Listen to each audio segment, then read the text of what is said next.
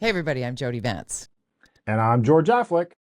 And we have much to get to, very complex, both local, provincial, federal, and even international items to cover. But we're going to start with football, because this is Unspun. Right, George? Unspun! Unspun!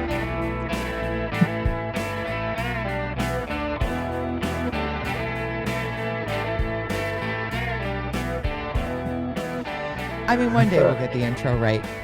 We keep changing it. We have these theories of how we wanted to change our intro, and we never actually stick to the plan. I think we just have to just say hi, and then we'll change it next week. There's no rules in podcasting anyways. Their intros can be all over the map. There's only one rule, really, and that is to say that we are able to be found on sitkamedia.ca. There are a lot of people like, where are you guys? Oh, yeah. Go to sitkamedia.ca, and there's a little drop-down menu under podcast or sitcasts, and you'll find us there.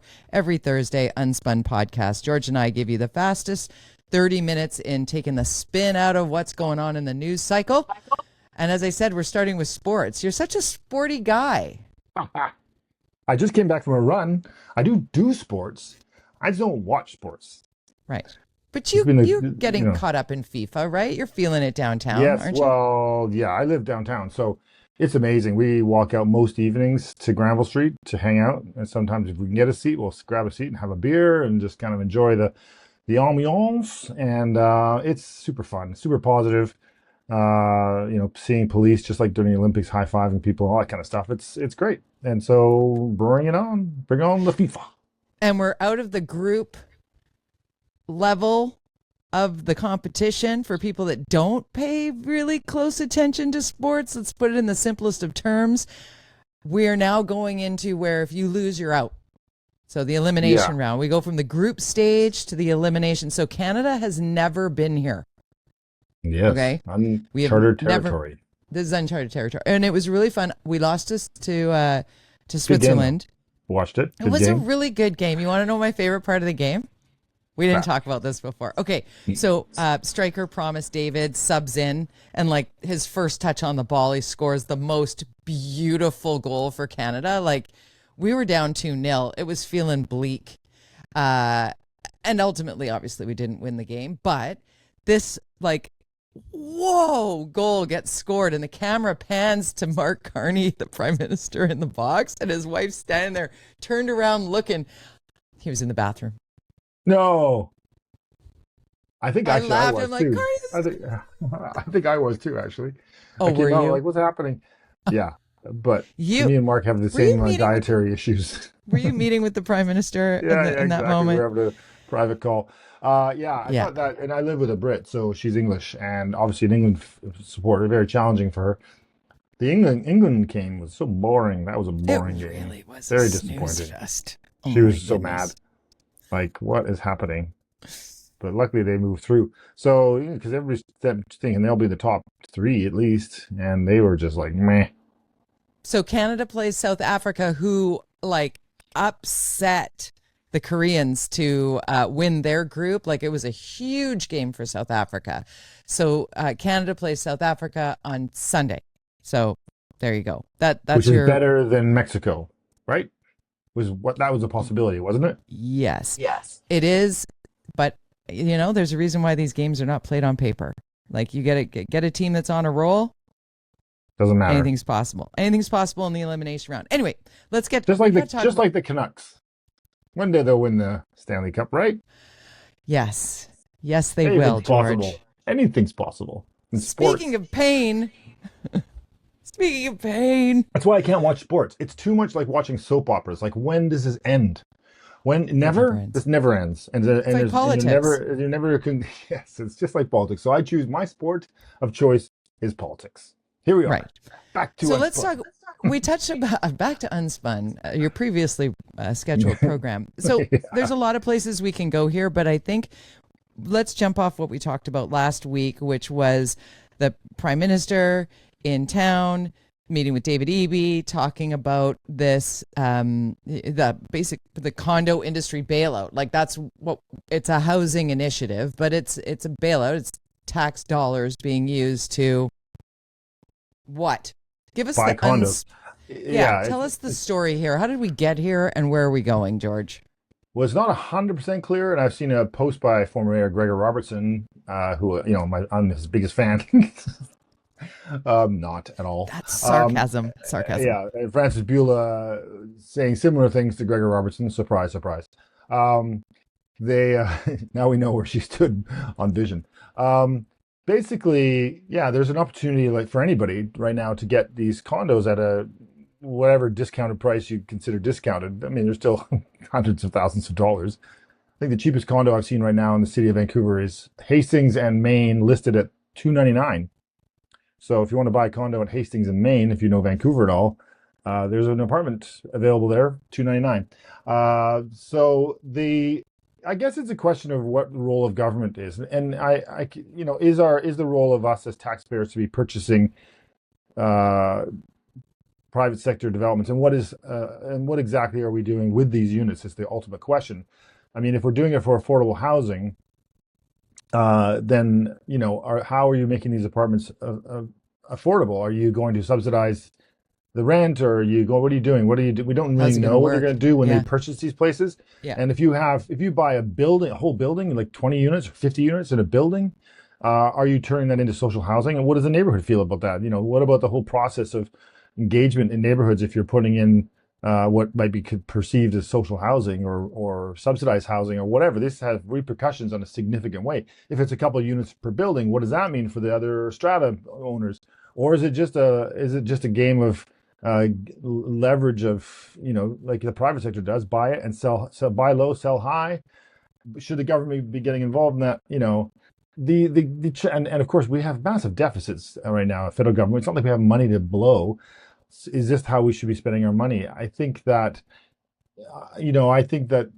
I've always been very clear about the role of government. Generally, when times are good, you stay away, you let the market do its thing, you put the pressure down using interest rates and things like that. But you certainly shouldn't be incentivizing. Is that a word? I always get confused about that. Incentivizing developers, especially when times are good, which has drove me crazy but times are bad, you step in. But is this the right way? And now they're getting a lot of trouble from a PR and a spin. It's really bad optics because they'll be buying a lot of these condos from donors, which you're already seeing that come out now. Oh, they're buying, units from this developer. Oh, they gave them $25,000 or whatever, So it's ripe for targeted negative public relations for Carney's what has been a fairly honeymoon period.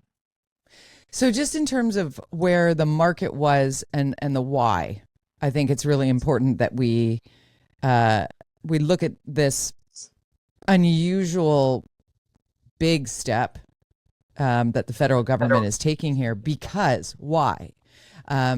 Because there are these stocks of condos that developers built at a time where there was a valuation on these condos, and they went through the process of developing, which is building things. Developing, as we've said before on this podcast, developers are bad. You need developers to actually build things. Define developer. That's another, right? So the spin comes in, right? Bad, good. Mm-hmm. But I mean, if we parse apart the hot button issues and just look at what's been happening, largely in Vancouver and Toronto, most of all across the country, is all of these condominiums that would be coming online aren't, because developers are like, the market is deflated, so people aren't going to pay what we expected them to sell for, so we're not even going to list them. So we have all of this stock that could be lived in, but people are not buying condos right now because the stock is there and they can see that there's lots of it. But how are the markets? Where have we spent our money? How's inflation? What does the future look like? There's a lot of uncertainty going on with everything that's happening in geopolitics, etc. So all of this comes into play, and this goes back to what you were saying. Do you let the market just figure it out? Yes. That's the important part that I think some of our listeners might be like, I don't understand how we got here. Like, why are we bailing out developers? It's like, it's not it's trying to bring online housing for people that need places to live at a time where immigration status has changed and foreign students have changed. And it used to be like you couldn't find yourself a rental apartment near any university, never mind UBC. And now you can, because Right. the foreign students aren't coming in the numbers that they were, because we've limited as a government. There's a lot of pressures upward and downward on the housing market is what I'm trying to say. That's the challenge. So should we just let the private sector fail, which is their own responsibility for over investing in what would be perceived potentially as a bubble? They couldn't have predicted that the government would switch gears on the immigration policies. No. But you shouldn't. I grew up my dad was a realtor, so I grew up in 3 years. 3 years we were rich, 3 years we were poor. It was very predictable. Right. Then now we've done a long stretch where we had a lot of success. My question, and I brought this up several times over the years, is, and certainly recently, like we've got all this volume now and people who talk about supply and demand, and they fight you on this. I'm like, this is a perfect example. Now we have too much supply, and people like Colleen Hubbard, I told you that was going to happen. No, and that's not how it works. Anyways, but what government should be doing right now, and what the federal government and what they should be investing in, is what's happening is 5 years down the road. Right now, developments going into the pipeline have gone to pretty much zero. Certainly in Vancouver, there are new projects that will be coming online in 5 to 7 years are not going to be built. So that is, to me, the role of the government now. They need to be thinking about, okay, right now there's a ton of there's all this stuff, all this product, great. The economy and rent is going to go down because these developers, if they're not going to sell them and they're not going to rent them, then they obviously have enough money to sit on them. So that's that's what. People hate empty condos and all that stuff, but whatever, they have to pay, depending on where they live, they got to pay a tax on that. So what the government should be doing right now is looking at 5 years from now and thinking, okay, if we have this lack of development from the private sector, now is the time the government should be saying we need to start putting the projects in place with that $2.3 billion in BC in projects that will come online when the things start heating up again, and so that you don't suddenly have this bottleneck of and then prices start soaring again, which has happened exactly what happened after 2008. This happens every single time, and so the government has to stop looking at today and look at and the government hates doing that, 5 to 10 years. What is going to happen? We know what's going to happen by the end of this year. What is happening will be over, I predict. And so we're getting kind of used to it. We see the numbers are starting to get better. So in 2 years, that's going to happen. Now suddenly developers are like, okay, we're going to start developing. But now we've got a 2-year window or 3-year window when nothing happened. And so there's this lag time that will cause this massive surge in prices for rental and ownership if the government doesn't do anything. And buying units that are already online is not the solution. Building and subsidizing potentially developers to build, if they wanted to subsidize developers, help developers build the future homes, not the ones that are now online. That's their problem. That's the private sector. You built those, you got to eat it. Rent them out for $50 a month. That's your responsibility, not ours. And we pay welfare to people. They can raise welfare rates if you want to help people find places to live. That it's just a weird approach, and to today as opposed to tomorrow. Right. And there is a part of this story, I think, in the UnSpun universe that we have to acknowledge, that the inflated, outrageously expensive per square foot or meter, whatever, in the major cities, predominantly Vancouver and Toronto, a little bit of Montreal, but Quebec's different.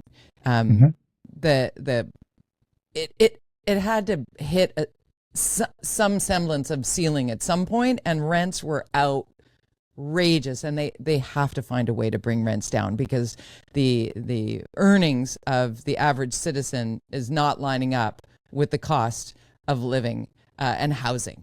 And they what I read from the federal government is they're trying to find that the immediate urgent is to address that. I understand and I agree with you on the 5-year plan and looking deeper out, and geez, we can't even build a bridge, never mind a tunnel. Like, we could talk about infrastructure and, getting all political and all the things,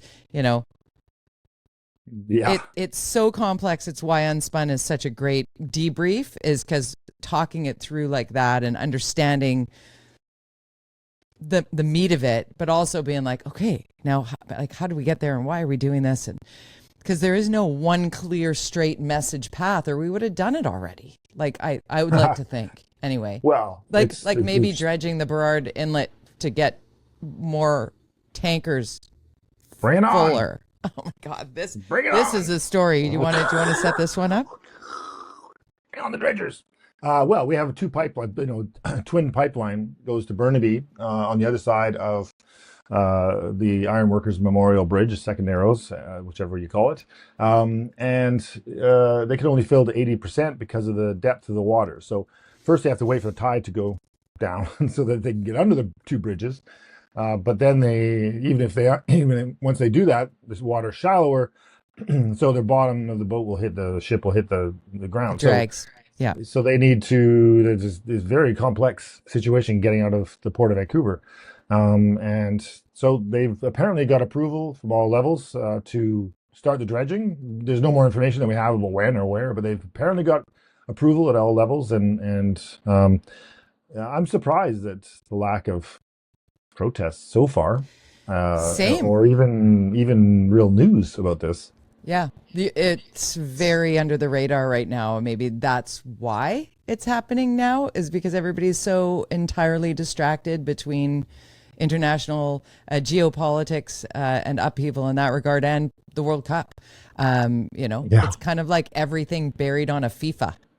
Yeah. Right. Well, it's a good time because dredging the Fraser River to do the Massey Tunnel or bridge situation, that stalled it for years and years and years and years and years and years. It's like, you will not dredge our Fraser River. You're going to damage the...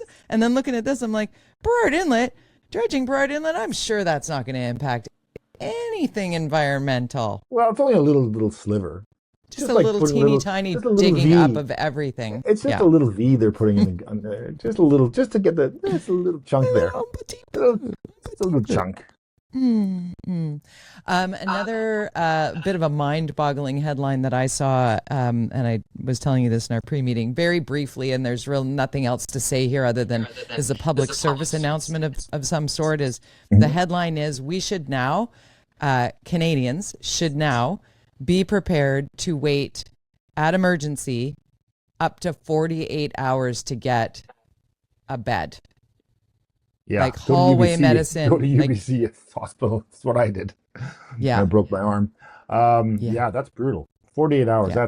That's crazy. I mean, if you've got, if we have kids, we've all been.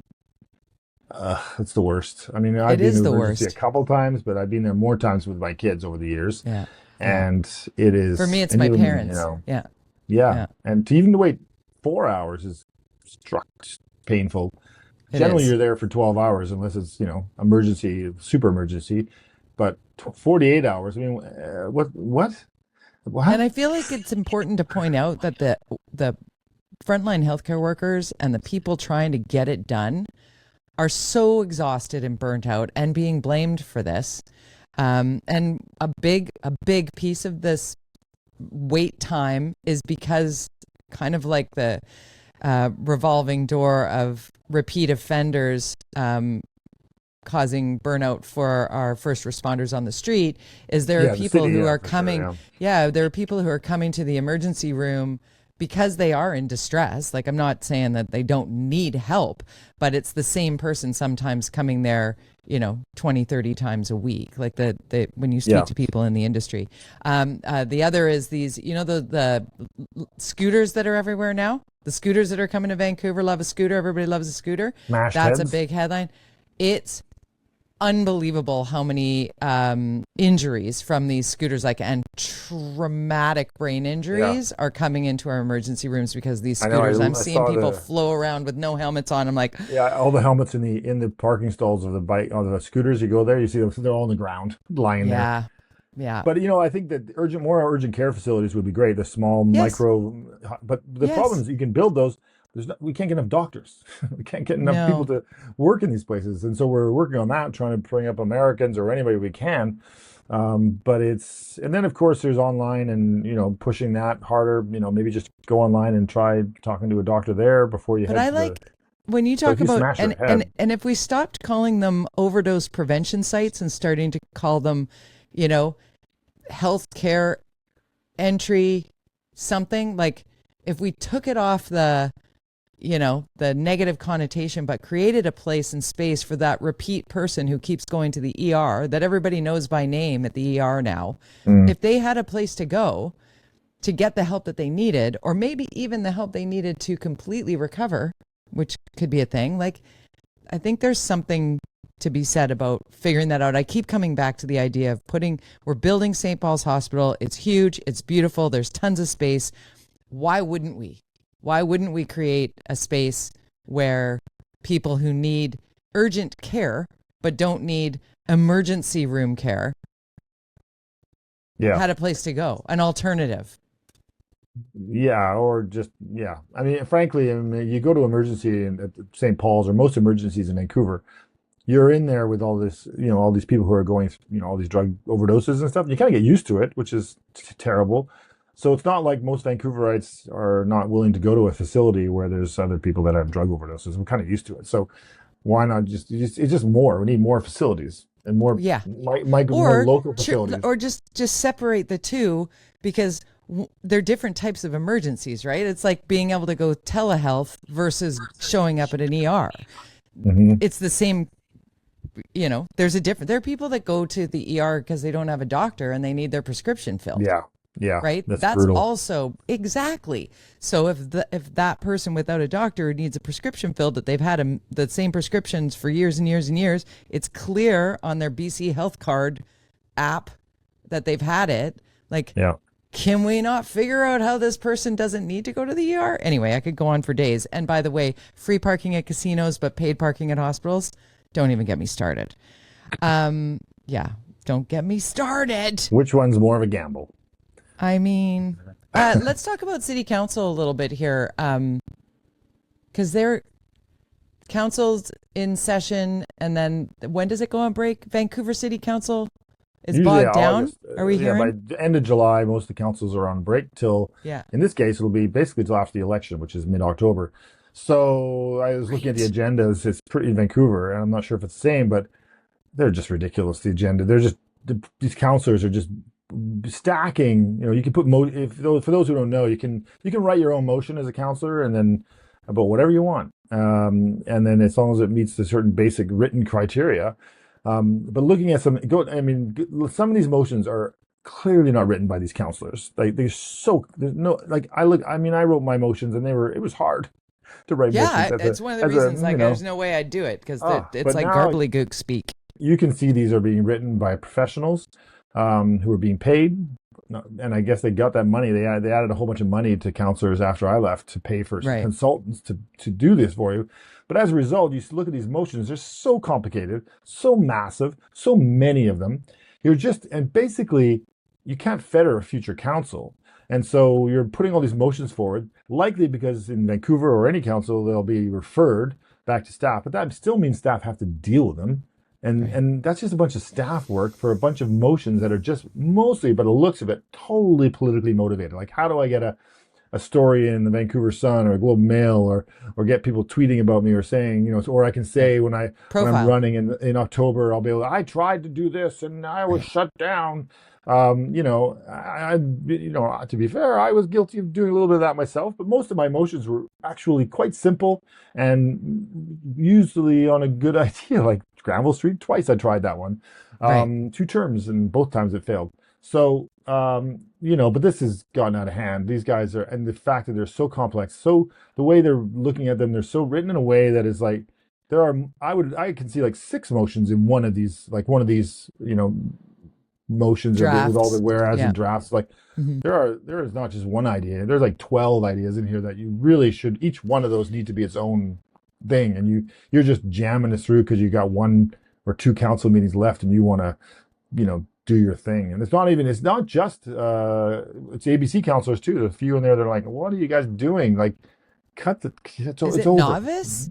it novice? No, or is it? it's political, 100% Mm, political motivated. It's not going to achieve anything of in this term. It's over, basically. This term is over. The only thing that they should be ramming through right now is any kind of real estate deals that have to get done, any kind of kitchen in-camera table, stuff, kitchen stuff table that, yeah, stuff. just get the stuff done that needs to, so Get it staff can done. spend the next 4 months because they're basically, they won't be harassed by politicians until November Right. to December. And Give them a bunch of work. who knows what the political landscape looks like after this municipal election? Who knows? Yeah, yeah. Well, certainly across the province, a lot of change. Richmond, Poco. You're gonna see a lot of, or no, Coquitlam. I Sorry. was gonna say Poco's no no. Craig. Craig Hodge. I think is. I don't know if there's anyone running against him. Taking over. So it's gonna be interesting to see a lot of new mayors, which Yeah. begs the question: why is UBCM being held in September? I don't know why. They're holding their big Oh, huh. provincial event 2 weeks before the election. Like, why? Half these people won't be Won't here. be It's there. like a total Yeah. junket. Um, we've only got like 2 minutes to go here, so before we do, have to flag the fact that we're coming up to Canada Day, July 1st, which is the deadline for CUSMA or USMCA if you're in the US. Yeah. Um, and the Prime Minister making a statement yesterday about ahead of his conversations to be had with both the US administration as well as Mexico, basically saying, I'm not making a bad deal. It either has to be a good deal or there's no deal, which would then we would continue on, but it wouldn't be a renewal, right? So, which doesn't come as a surprise. It's just Yeah, it's a rollover, right? Of the rollover. current Yeah. CUSMA deal. So there's no real, I mean, why would you sign a worse deal? Um, No.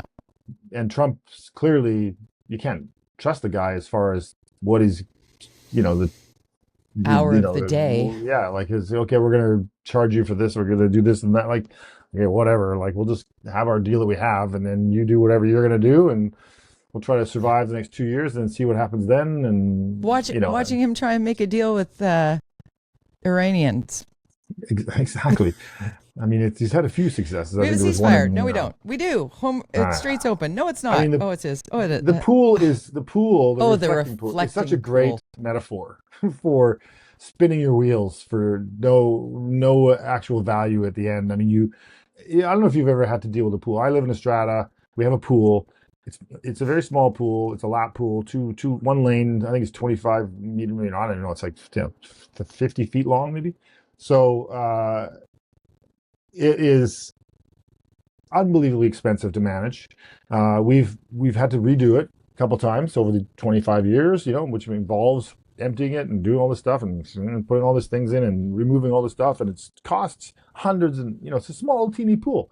To think that they could do what they did with that giant pool in a couple of weeks, and they painted this stuff on. Like painting something on. Because I actually brought this up in my. I was mad after our last pool thing. I said, you didn't put the lines in the pool so that people who are doing laps can sort of see. Right. It's a challenge. And I was kind of, because I had asked the guy, because I'm on my strata council, because if you're in a strata, you should always be on your strata council. Little tip. And I'm also the treasurer, so I control the money. Not that you're a The control freak or anything. Sure. rate of inflation increases always. But they said we can't do that. And we're talking about a little line. I said, why? It'll peel up. It'll peel up. Like, oh, they did what? I mean, I was going, that's not going to work. That's not going to work. I know that much from my teeny little pool, my strata. So it's amazing. And he's You'd have to blaming, paint it every year. and he's saying that now there's vandalism. They're trying to find ways Oh around it. yeah. Oh my God. That's just such garbage. No, Ugh. they've got National Guard and helicopters surrounding this reflecting pool, and they're arresting people for touching the peeling paint in this pool. It says so much about the US right now that thousands of people stormed the Capitol and everybody got pardoned. But if you touch the water in the reflecting pool, you're going to jail. It's like, it's the upside down. We live in the upside down. Yes. And if you want to talk to me about pools, hit me up on my Instagram, yeah. man. Go see it on my Twitter. That's it. That's all I'm 300, how saying. many? 300,000. You got more views, I think, than anything from the FIFA Yeah. beds. One little video on Monday just showing It's the first day ridiculous. of summer, and it's sold out, and go to my Instagram, Nobody's you can see there. it, and nobody's there. And then I'm going every day because my mom is in care right next to Kit's Beach. So Right. it's right there for me to look at it. So I'm going to go every day, and I'm going to put a video every day, and people that don't like it, you can keep scrolling by, but there are people who are very engaged, and I appreciate you. And my message to people who are like, what the hell? Send a letter. Email the park board chair, email the general manager, and email all of the commissioners. I'm not even going to tell you what to say. I'm just going to say, tell them how you feel about it. Emails are easy to find. Yeah. Easy to 100%. find. Do it. Go to and Google Park Board, and it pops up, I don't know and why it'll give they're you so all of the stubborn. people. Why are they being so stubborn about this? It makes They're no being sense. stubborn because they hate the mayor, and there are a couple people behind the scenes who want to break the pool, because if you break the pool, you can do whatever you want there. There's no lifeguard shortage. Confirmed 9 ways from Sunday, there is no lifeguard shortage, period. That is a stupid excuse. Capacity of the pool should be 1,800. Right now, on the busiest day, it's 400, and they're selling it out online, and they're not showing BS up. is what it is. So they buy it. Yeah. No. Anyways, end of my TED Talk. You can find us on sitcomedia.ca in our entirety. You can follow along on our social media.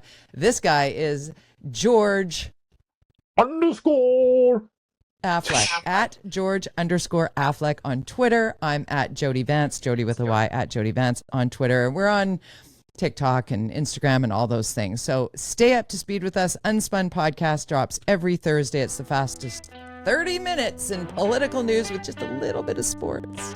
For now. Say goodbye, George. Bye-bye.